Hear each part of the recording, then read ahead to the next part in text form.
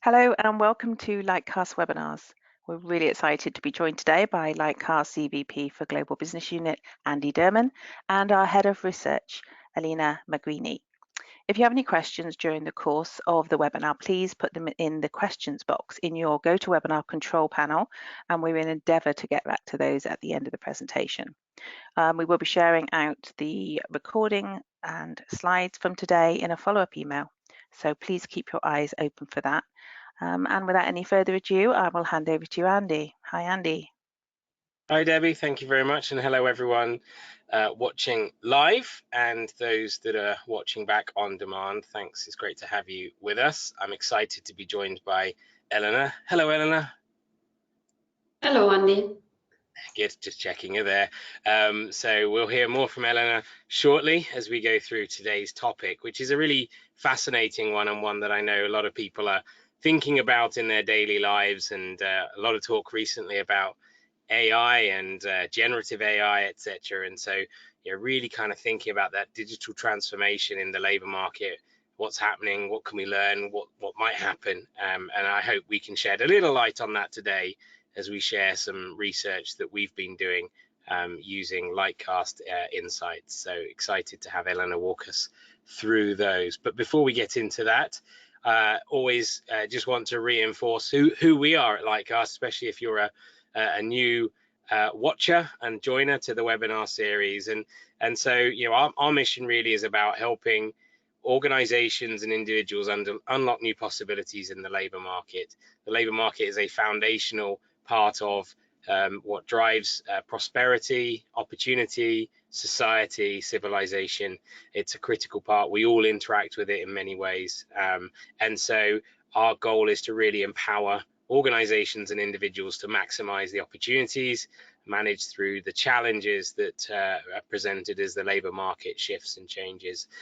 And our firm belief is that in order to be able to truly unlock opportunities and possibilities, you need to have a good knowledge of what is actually happening and how things are changing. And so as an organization, we are empowering educators, regional economic planners, policymakers, corporate HR teams, and everyone that interacts with the labor market to really get insight about what is affecting the labor markets they're most focused on and interact with.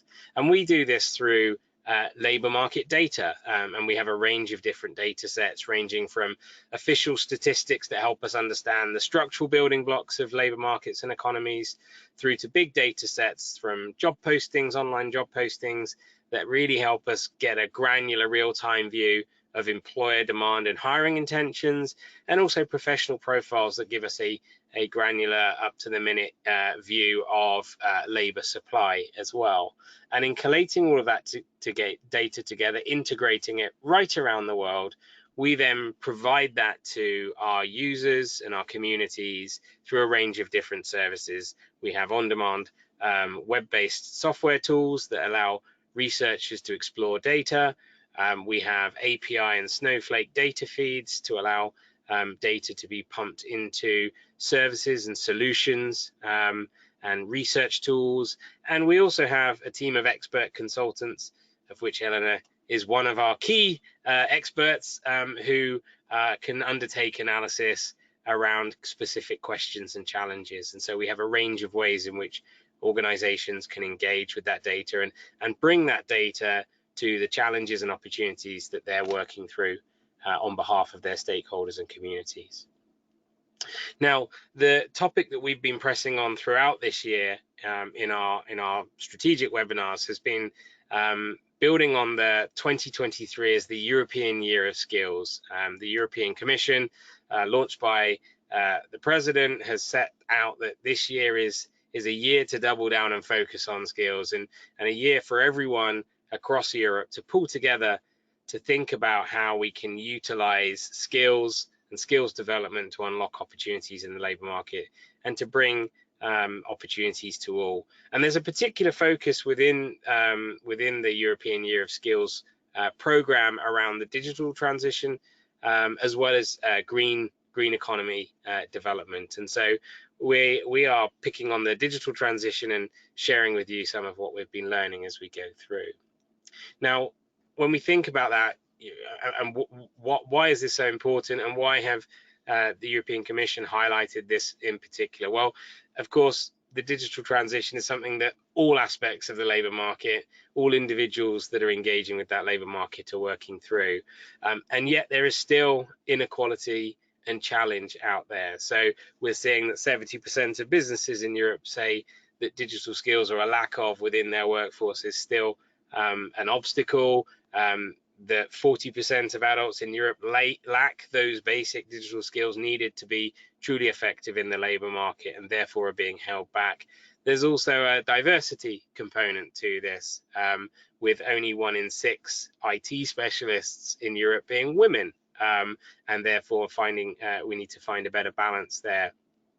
And the target that Europe has set is to really invest in the community, into the population, and try and raise those numbers up and build more capacity in the labour market, as that's really holding back opportunities in particular areas.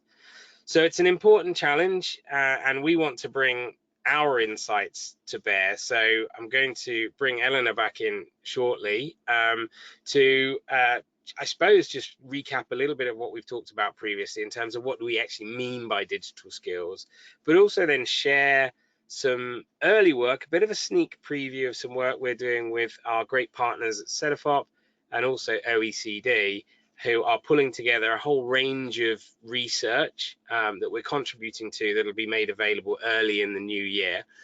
So do keep an eye out for that, and we will of course communicate once that is launched. But we wanted to share some of what we've been seeing, and we're sharing into that commission there. So welcome back, Elena. Thank you for joining me today and doing all the clever stuff. So yeah, that first question, what do we mean by digital skills when we see these stats? What does it actually mean? And then I'll leave you to sort of take us through some interesting trends that we're finding through our data. It's great to be back, Andy. So what are digital skills? I mean, as you set out the challenge, there are a lot of different ways in which we can look at digital skills, but undoubtedly one thing that is clear is that they encompass pretty much every aspect of the labor market that we're seeing today. And if we take the official definitions that UNESCO has put out in terms of what digital skills are, and of course there are many other different definitions out there as well, digital skills are all that set of skills, that range of abilities that are necessary to use digital device, communication applications, and networks to access and manage information. So this is quite a broad definition of skills, and the key point here is that these digital skills are pretty much needed in most jobs and fields in the labor market. And while if we think about digital skills 20 years ago, we could think that these skills were pretty much only something that was happening in a very specific part of the labor market within IT roles, now we're seeing digital skills being in demand everywhere. And now this is not true for every single digital skills. There is variation within digital skills. So we find that some are pretty ubiquitous. So we find them in pretty much every single occupation. I think a lot of us use Excel on a day-to-day basis, even if we have very different jobs. Whereas some others are still more specific and niche to specific parts of the labor market. This could be the case of programming languages or more advanced digital skills, for example, the ability to use Amazon Web Services and so on and so forth. So what we try to do in this work to try and understand what digital skills are and what they mean for the labor market was to use the Lightcast Open Skills Taxonomy, which is a taxonomy that has over 32,000 different skills, and identify all those digital skills that broadly fall within this UNESCO definition. And overall, we found over 12,000 of digital skills that can be related one way or another to this definition, which is quite a broad and large set of skills. And from there, then what we tried to do was to try and categorize them in a way that is little bit more meaningful in terms of drawing conclusions from the data. And the first way in which we categorize it was to split between specific digital tools, for example, basic office technology tools like Office, Outlook, Zoom, and then more advanced digital tools, as well as competencies that are more that to be carried out needs digital skills. So for example, if you think about data modeling, data forecasting, those are things that in order to carry them out, you need to have some sort of digital knowledge. So we've included those in the definitions as well. And then as part of the work that we've been doing, and I'm not the only clever brain here, but my colleague Mauro Kepelucchi and Duncan Brown have also done a lot of work on this as well. We've been doing it together. We've been trying to actually categorize it even further using the European e-competence framework in order to further categorize these skills into 5 categories around building, planning, running, enabling, and managing activities on a day-to-day basis within occupations. So this is kind of like the background of what we've been doing for this research. Fantastic, thank you, Elena. It's 12,000 odd skills. That's a lot of skills to be tracking and understanding, especially within our library of just over 30 odd thousand. You can see that that's a significant proportion. So it's always helpful to then aggregate these things into meaningful categories, so that's a helpful process. So should we dive in and have a little look at some of the analysis that you've been running then once you've got this definition together? That's perfect. So I think let's start from what you said about 12,000 skills is quite a lot, and to try and aggregate them, our first definition was to try to look within our job postings library, selecting 5 specific European countries. So those are Germany, France, the UK, Italy, and Spain, and try to look at all the job postings that contain at least one digital skills. Now, this is important because some jobs may require more than one digital skills and some jobs may only cite one. But this first picture can give us an understanding of how many jobs at all do need any sort of digital skills. And what we are seeing here is that the demand for digital skills is not just high, but it's also rising. So if we look at the share of job postings in 2022 in all the different countries, we find that approximately 4 in 10 jobs require digital skills. Now, there are a bit of differences between one country and the other. So Germany is a little bit higher up than the other countries, for example. But yeah, we are in between 40 to 50% of all jobs. So almost getting to half of all the jobs available requiring digital skills. And we see that broadly the trend is going up. So if we compare these numbers to the numbers of 2019, we're seeing some large increases pretty much in every country, with the exceptions of Italy, actually. And so that tells us that there is a movement towards more and more use of digital skills. But it's also interesting to think about the mix of digital skills that have been required, and we will come to this point a little bit later on. But one thing that we need to keep in mind when we look at job postings data is that the skills that are mentioned in the job postings are the skills that the employers deem important. Or the skills that they deem important to specify within job postings. And why am I stressing this? I'm stressing this because as digital skills become more and more important in the labor market, they also become more prevalent, more ubiquitous, and something that some of us, and for some of these skills, will become more implicit. So I don't think we need to tell anybody anymore, or pretty much anybody anymore, that you need to use and you need to know how to use a cell phone or browse on Google, because those are things that now have become almost ubiquitous and implicit. So when we look at this share over time, one thing to keep in mind is that the skills may change, but also that some of the skills may no longer appear in the job postings because they become so obvious. On this one, instead, we looked at a different angles. So in the first slide, what we saw was the number of job postings that at least had one digital skills. But as I mentioned, a job posting could have 1 to 100 digital skills mentioned in it. And that really depends on the type of roles that we are analyzing, or that the employer is posting online. So what we wanted to do with this chart was to try and look at this from the second perspective, the perspective of skills distribution. And so the research question here, if you want to put it that way, is how many of the skills that are being required in job postings are digital? And what we see here is that 20 to 30% of all the skills that are mentioned by employers in job postings in the selected countries that we looked at are digital skills. Now, what does it mean? I take away two things from this one. First, 20 to 30% is quite a large part, especially when you look at it in aggregate. Now, we know that this changes from one occupation and the other, and probably if you look at something like IT roles, this shoots up quite considerably. But the fact that it's 20 to 30% means that these digital skills are quite important. The other thing that I see here, though, is also that digital skills are one of three main components of what the type of skills that jobs require. And even if we transition to a more and more digital economy where digital skills are becoming more and more important, specialized skills and common skills will continue to play a big role. When I say common skills, I'm talking about those transferable soft skills, whereas instead specialized skills here, I'm talking about all the technical skills that have nothing to do with digital, which are the ones in red.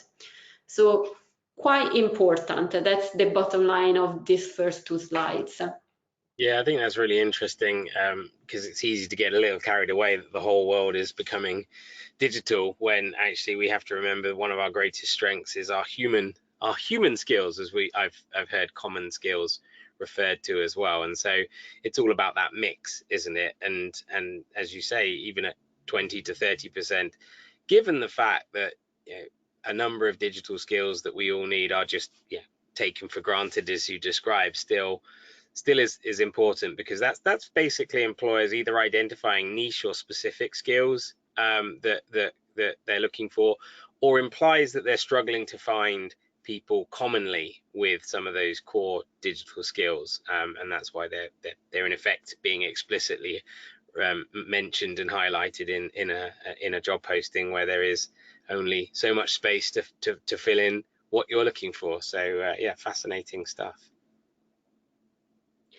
Yes, and on this one, we delve a little bit deeper behind these headlines to try and see what are the specific skills, the specific digital skills, and also how these are changing over time. This kind of relates to what we were saying earlier. There's 12,000 different skills within this definition. In reality, there are a collection of a few central skills that are very important. Think your Excel, think your programming languages, think about the basic office technology tool, computer literacy, and then there is a long tail of other digital skills that are changing fast. They are changing fast in the sense that some skills are staying at the top and continue to play a really important role in the labor market. Some new ones are emerging, and as new technology emerges, some others are also disappearing. And this is reflected in the digital skills mix that we're seeing over time. So what this slide shows is two things.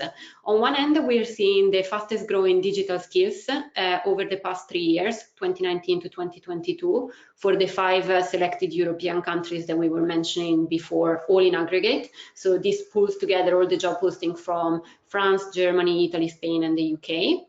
And then on the right-hand side, the gray chart is instead the fastest declining digital skills. I'm going to start with the fastest growing skills. And here I'd like to draw your attention on a couple of points.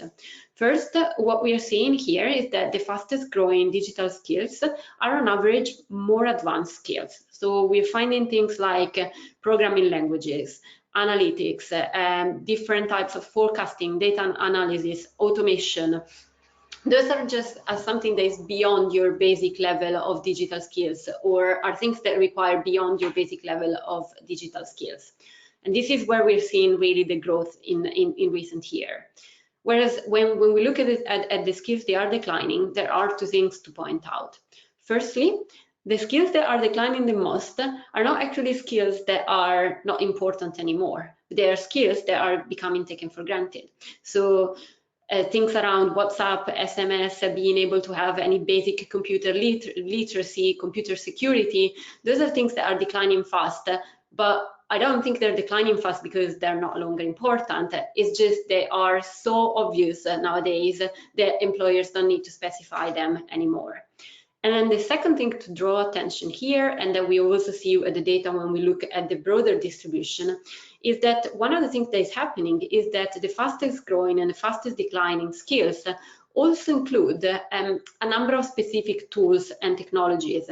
So you see that Python, for example, is the fastest growing digital skills, and you can find that other programming languages and other scripting languages are instead declining. And what that tells us is that digital skills are important, but the specific skills or the specific tools are changing really fast. And so if we think about that from an education provision perspective or a training perspective, perhaps this tells us that having knowledge of a specific tools in itself, it's important, but perhaps not as important as the ability of being able to flexibly learn and take up new technologies as and when they emerge. And I mean, I think about my own personal experience here. For example, when I was at university and doing statistics, I used a specific programming language. And over the course of my career, I changed the programming language many times. So it's not just about the tool itself, but the ability to learn and embrace digital tools. And here instead, I wanted to show something slightly different and just zoom in very specifically on one skill that has been the hot topic of the moment, basically.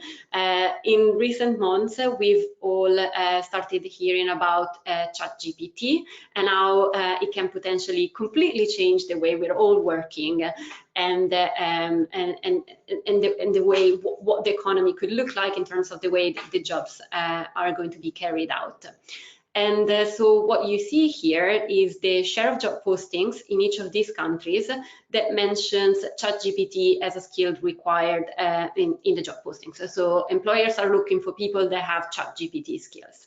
So the first thing to say is that basically demand for these skills was at zero at the beginning of the year because nobody knew what ChatGPT was back then. And we're seeing, and the second thing that we're seeing here is that it is growing really fast.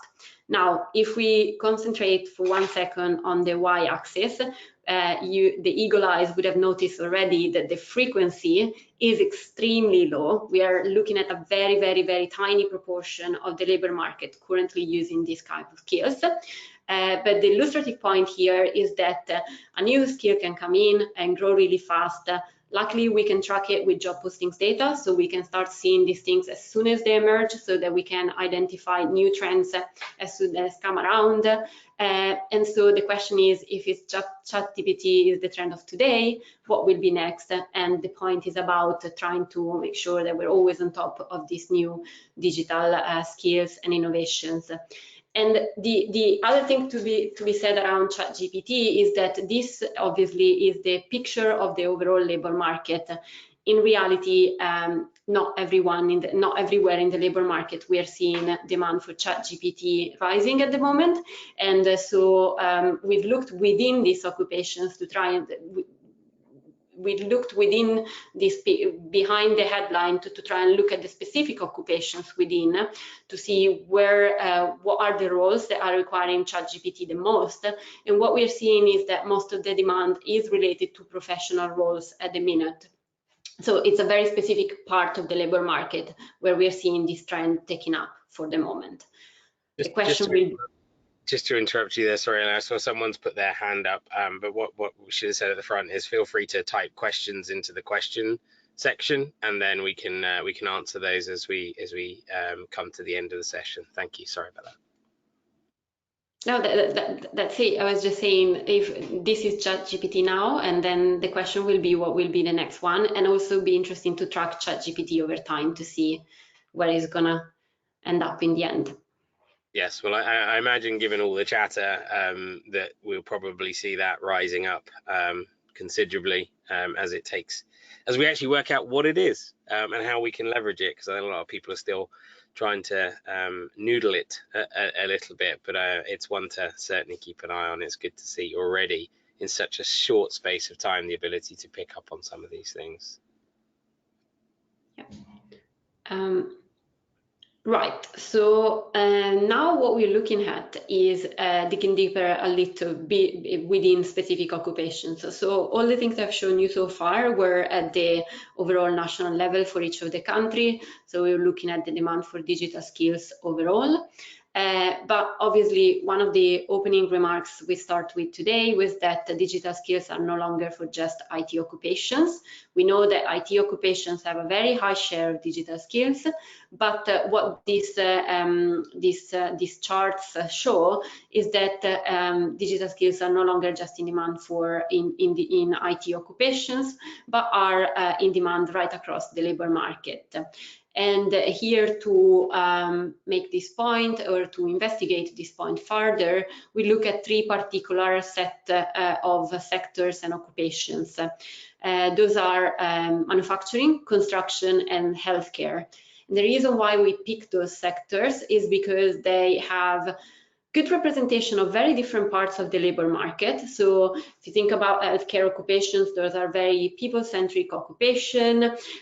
Constructions and manufacturing instead are less so people-centric and have a different focus on the labor market.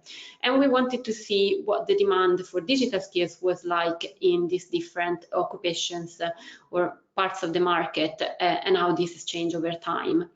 So the black dotted line tells us the average. So that's the figures that we've seen previously for each of the country, just plotted against the country itself. And then the blue line shows the demand for digital skills in healthcare occupation, the red one for construction, and the gray one for manufacturing. What we're seeing here, well, many different things. One is that on average, all three of these sectors have a below average demand for digital skills. So, okay, we knew they weren't as high as IT, but the other thing to see here that's interesting is that even if they're all below the average, they do all have some digital skills demand. And on average, for most countries, we are looking at least 10% demand for the ones that are lower, with except for healthcare in France, which is a little bit below the 10% line as of 2022. And even more so for the other two categories. And actually, if you look at manufacturing, and especially in the UK, but also in Italy, manufacturing is among the sectors, one of the ones that's getting more towards the average use of digital skills, while instead construction and healthcare still remain a little bit lower. The point here is that even if it's lower, digital skills are becoming important in each of these sectors as well. Yeah, and is that, would you say that's the type of manufacturing that's happening? Is it kind of more of the kind of investments that maybe have been made by companies or by governments to kind of raise kind of more towards advanced manufacturing? That's certainly something that's been in the discourse in the UK for many years, is to kind of revolutionize the manufacturing sector. Are we sort of seeing that as that outcome now? I think that's a really good question, and definitely advanced manufacturing probably plays a role in this picture. And I think what's interesting here, especially in relation to advanced manufacturing in the UK, is that one of the commentary of a few years ago around automation and digitalizations was this rise of the robots taking over all our jobs and making all us redundant, with sectors such as manufacturing having a large number of roles that could become redundant because of automation. So the fact that we're seeing it so high seems to suggest that actually probably that hasn't really taken place. What has changed is that what we're seeing now in manufacturing is more and more people being required to work alongside machines to make the work they're doing more efficient. But then to answer your question, then the other thing that we can look at, and this is using the EU competence frameworks that I was mentioning at the beginning, is trying to look at the specific role that the digital skills that we've looked at so far play in the three different sectors. And so with the categories are 5. We have build, enable, plan, run, and manage. And according to the type of digital skills that have been required in each of the roles, we've plotted the align for each of the sectors based on the type of digital skills that are most represented in that sector. And what we are seeing here is that, for example, manufacturing is particularly high on the enabling part. So it goes back to the conversation we were just having now. It is tools and skills such as geospatial engineering, automation that are particularly prevalent within the digital skills mentioned within manufacturing. So it's about working with the machine to make more efficient and enabling more work. And for manufacturing, we also see a large component on the planning element, again, things like computer graphics, and also on the building element. So more on that side of the spectrum. And this is similar, but also slightly different to the 2 other sectors. So if you look at construction, for example, construction also has a very strong enabling element, but also has a very important running element and a build element when it comes to digital skills. So on the build element, for example, we can think about the things that are being built through construction in terms of those requiring more advanced digital knowledge and digital skills, like, for example, setting up network and telecommunications related tools. And the running elements is about, for example, communication tools or other tools that are needed to run activities within the sector.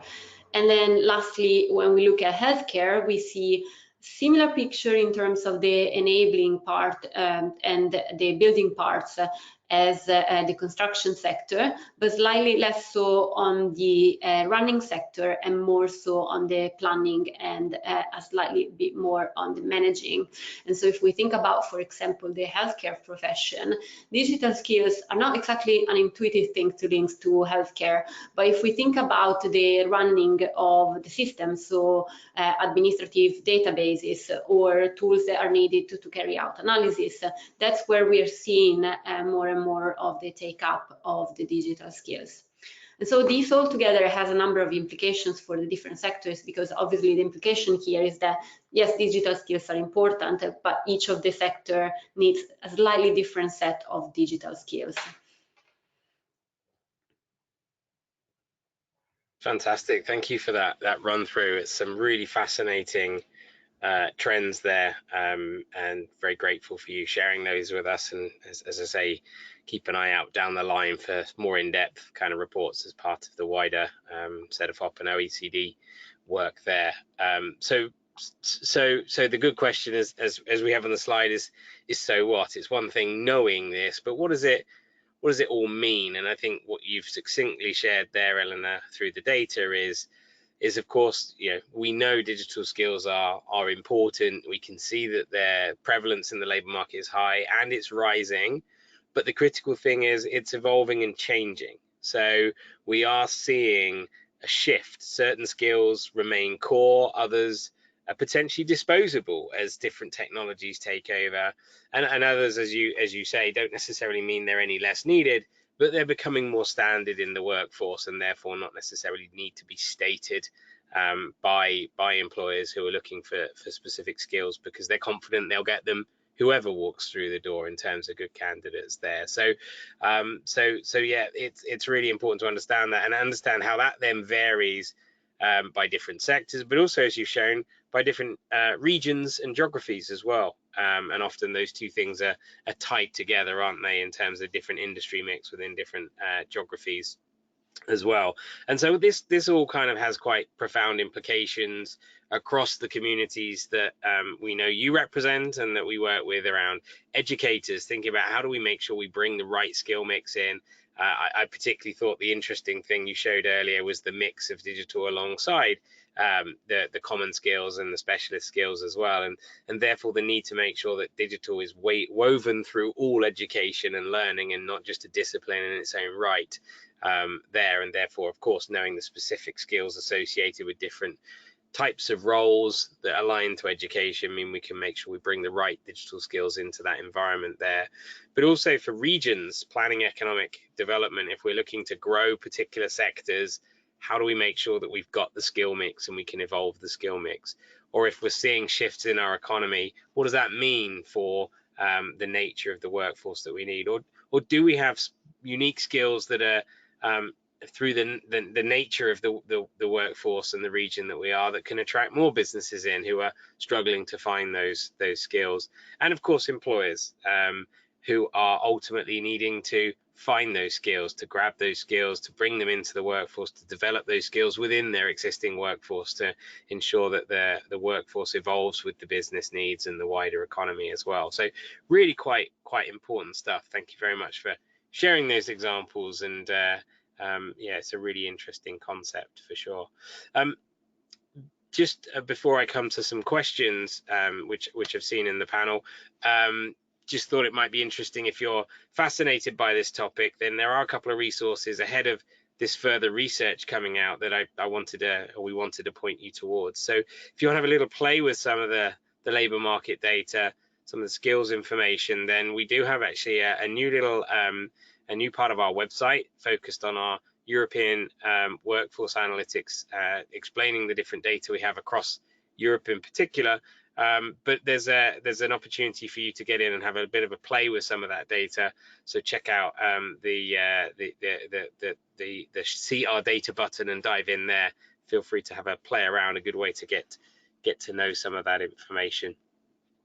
And also we have a reference, something that we've talked about previously, but I just wanted to remind you of, a bit more focused towards the UK, although it does have reference elsewhere. We actually did a deep dive into AI skills, more specifically that subset of digital skills, and so there's a few interactives you can play with there to dive into that analysis. We will, Debbie will circulate those links as we come to send out the slides from today's session, and follow up with a recording as well.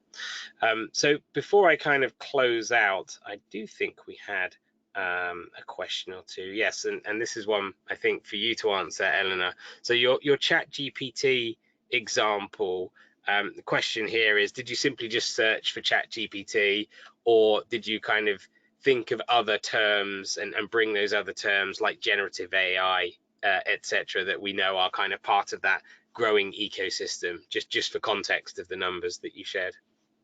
No, that's a really good question. And for the purpose of these slides, I've only looked at ChatGPT just for the specific example of it. But I want to flag that some of our colleagues are actually carrying out a more in-depth work in terms of all the type of skills related to generative AI, and is linked to this to the work that's actually on these slides at the minute around AI in general. So that is definitely something that we want to investigate more in details, and we'll be able to share more details probably in the second half of this year.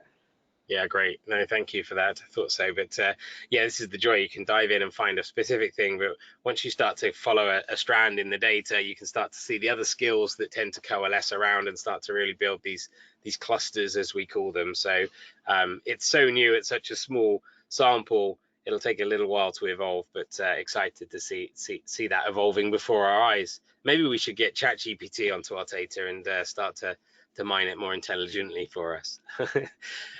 Good. Well, I think that was the only question that we had, but obviously if you do have other questions, feel free to follow up afterwards or reach out to us.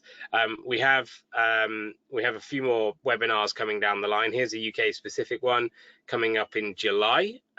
So looking at labour market and skills data to support some of the upcoming rounds of funding bids that are becoming available, the Multiply programme. So if that means something to you, then be sure to head to the Lightcast webinars page to sign up.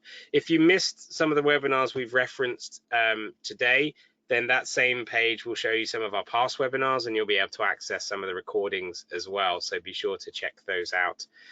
We will do our next kind of strategic research-minded webinar probably after the summer, break, where we'll be exploring some of these trends a bit further and dive into more aspects of the labour market for you, which we hope is helpful. And of course, feel free to reach out and let us know if there are things that you're specifically interested in, and we'll see if we can squeeze those in as we go through and look at it for you. So thanks a lot for joining us. If, as ever, feel free to reach out, check out the website, reach out, contact us. Delighted to answer questions, learn more about the challenges that you're trying to work through, and see if we can't help you some more. So I think this is my cue to say thank you to you guys for joining us. Thank you, Eleanor, for some really insightful analysis there. Feel free to take all of the glory on behalf of your colleagues, but I know Duncan, Mauro, and others have been spending a lot of time and work diving into a lot of this, but thank you very much for bringing that to us. And thank you, Debbie, for hosting us today. So I think I'll hand back to you.